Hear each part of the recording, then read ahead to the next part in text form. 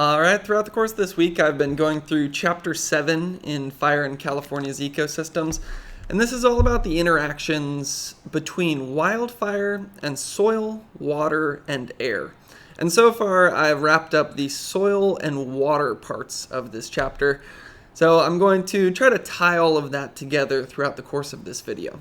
So just quick summary of soil. I've already talked about that, I think, enough in the last 2 or 3 videos, but basically, when a fire comes through, the main, I'd say, impact that can have on your soils is it can lead to a reduction in infiltration of water after a fire.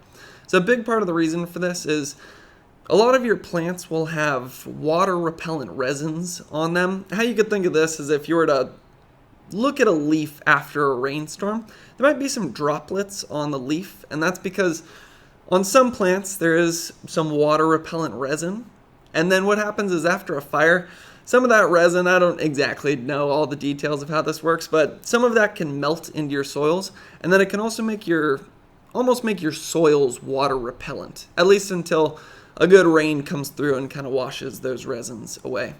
But what this does is then when a rain does come through, less water is able to soak into your soils, for that reason, and then kind of 2 other main reasons. One is your soils are also going to be, kind of the pores between your soil will be filled with the fine ash. The analogy I used for this yesterday is if you have a bucket and it's filled with rocks and you pour a cup of water on it, the water is just going to go straight down to the bottom of the bucket, especially if there's a lot of air between those rocks. But then if you were to pack in a bunch of clay between those rocks and then pour the water on the bucket, it would take a while for that water to reach the bottom of the bucket. And that's what determines how much overland flow you're going to get, is the amount of water coming down greater than the amount of water that's able to infiltrate into your soils. If your soils can't soak up the water fast enough, then that water is just going to rush off. So we've already talked about 2 of the reasons that you could increase the amount of water or you're not increasing the amount of water that comes down onto your soil. Actually, I lied right there. You actually are. That was another thing that we talked about over the last couple of days. You might think, how could a wildfire that comes through increase the amount of water that's reaching the ground? It seems like for that to happen, the fire would have to increase the amount of rainfall that would come through an area, and that sounds a little far-fetched. But it does make sense if you think about the fact that if you have a bunch of brush or you have trees over an area, that's going to block some of the rain that reaches the ground. In brush, it could be around 11%. In some of your evergreen trees, that can block about 27% of the rain droplets that would reach the ground and instead just stay in the leaves of the trees. And they don't just get absorbed into the tree. A lot of times those droplets end up evaporating into the air. So you could think of that as a net loss of water for that specific localized environment. So when a fire comes through, burns out the trees, that's going to mean there's less interception of water and more water reaching the ground.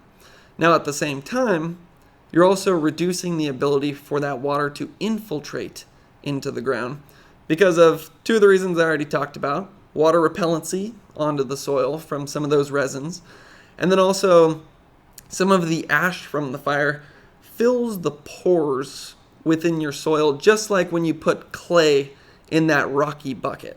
So that's going to make it harder for the water to soak into the soils. Now the last one is in a normal, or I shouldn't say a normal environment. In some environments, you have a layer of litter and duff over your soil. You can think of that as a lot of like the leaves that have fallen, or maybe some ground vegetation that you might have right there. And that's almost like a sponge for rainfall. It just absorbs a lot of that water, and then some of that water finds its way down into the soils. So when a fire comes through, it burns out the litter and duff, and then now you don't have that sponge absorbing water. So then once again, you have more rainfall coming down, less is being absorbed by either your litter or duff or being infiltrating into the soil. So then more of that turns into overland flow. And the reason this is important is because this can have major impacts on erosion. So talked about this yesterday, But in hill slope erosion, that's going to increase after a wildfire comes through for a lot of the reasons that I already talked about, but it happens kind of in two stages. So the first one is if you think of trees on a hillside, those trees, especially if they have a very wide base, are almost like a dam for erosion. You might have some rocks rolling down the hill, but then they stop right at that tree and then they can't continue to roll down. But then if a fire comes through and burns out the trees, that's like breaking the dam of that previous erosion. So then all those rocks that were being held up by the tree are able to fall down and you get some erosion that way. And that's like during the fire or directly after the fire. Then when you have your first big rainstorm, for a number of reasons like less litter and duff, more water repellent soils, less infiltration into your soils, less vegetation to be pulling up the water, you're going to see an increase of overland flow on your hillside. And obviously that's going to lead to more erosion. You think about it, your hillside, if a lot of your water is just soaking into the soil, that's going to have less of an erosive factor to it than if you have water rushing along the surface, because that's going to be able to pick up any of your soil, maybe some of your smaller rocks, and then flush those down the hill, which is an increase in erosion. Now, one other thing that I didn't mention yet is transpiration also decreases after a fire. Transpiration sounds like a very sciencey word. It's actually not that difficult to understand. Transpiration is basically the process of plants using their roots that takes water out of the soil, and then it leaves the plants, I believe, through the leaves, and then that goes up into the air. So that pulls some water out of your soil. So if you have less plants because they burned out, you're going to have less transpiration, which means you're already going to have more moisture in your soil, which could mean that it would also be then harder for more water to infiltrate into the soil if there was more moisture. Now, that one may be balanced out by the fact that if a wildfire comes through, you're going to have less shading, so then more sunlight's going to be able to hit your soils, which means they're going to be hotter, which means you're going to get more evaporation out of your soil. So that may have some canceling effect with the transpiration aspect that goes out of your fuels, because with higher soil temperatures due to less shading, you would have more evaporation. So may have some canceling effect there, but overall, you're going to have more overland flow, more, you could think of it as runoff after a wildfire on your hillsides than before a fire went through that area. Now this then impacts what's going to happen in your channel or your streams or your creeks or your rivers. A lot of that water is going to end up flowing somewhere. So you can imagine the impacts that that's going to have. Not going to spend too much time on this because I think it's all pretty kind of self-explanatory. If you have more water hitting the ground and then you have more water rushing down your hillsides, less infiltrating into your soils, then eventually all that water's got to go somewhere. It leads into your channel. So you're going to have more water in your channel. Then you could start to think about water quality in an unburned area. Maybe your stream is nice and clear. I know a lot of the creeks I've seen are pretty clear. But then if a fire has come through, and I talked about that aspect of now you have your water rushing over your hillside and it's picking up a lot of that soil.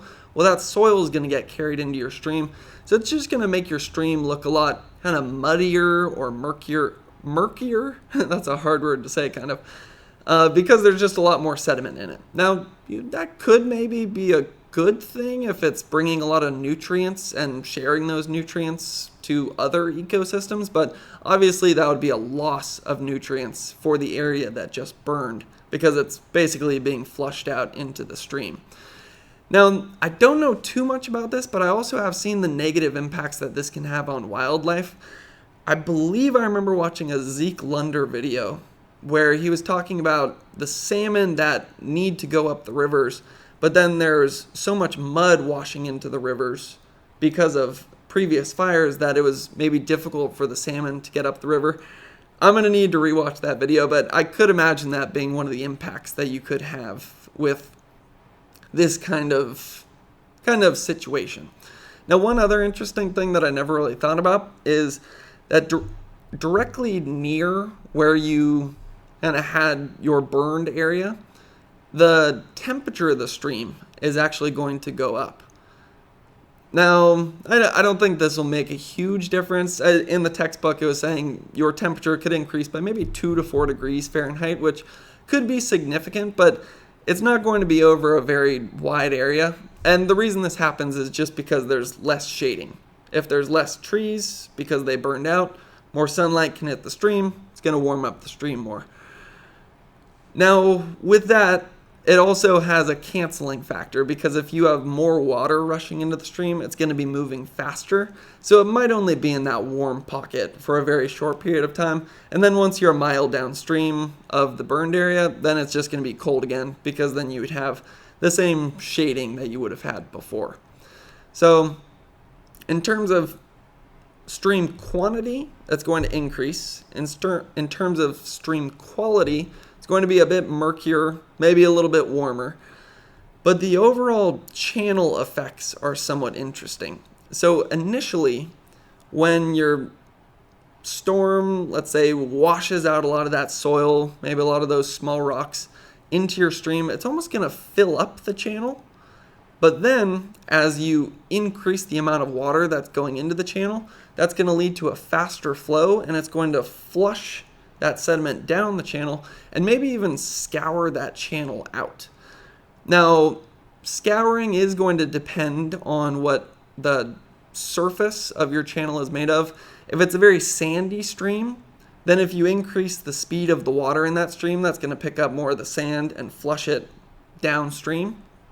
But if you have a very rocky bottom, probably not going to make that big of a difference because you would need a pretty fast stream to be able to pick up those rocks and carry those down. So that would lead to less impacts there in terms of stream or channel erosion. But overall, if you increase the amount of water going into a stream, it is most likely going to increase your stream erosion. So just summing everything up that I talked about throughout the course of this video and actually over the last few days, a wildfire is going to lead to less infiltration of water into your soils, which is going to lead to more overland flow, which is going to lead to more erosion, and then potentially more flooding as well downstream. Now, that was supposed to be the summary, but it did just remind me of one other thing. Think about all that sediment does have to stop somewhere, and then wherever that sediment stops, you now have less space for water. So it would be easier for that area to flood in the future. So just imagine if you have maybe where that stream kind of slows down and some of that sediment is deposited. Maybe in the past it was 4 feet deep, but then if it fills up with a bunch of sediment, now it's 2 feet deep, and then it would be a lot easier for that stream to flood and for the water to go over the banks. So that was the final little thing that I wanted to talk about there. We've talked about wildfires' interactions with soil and now water.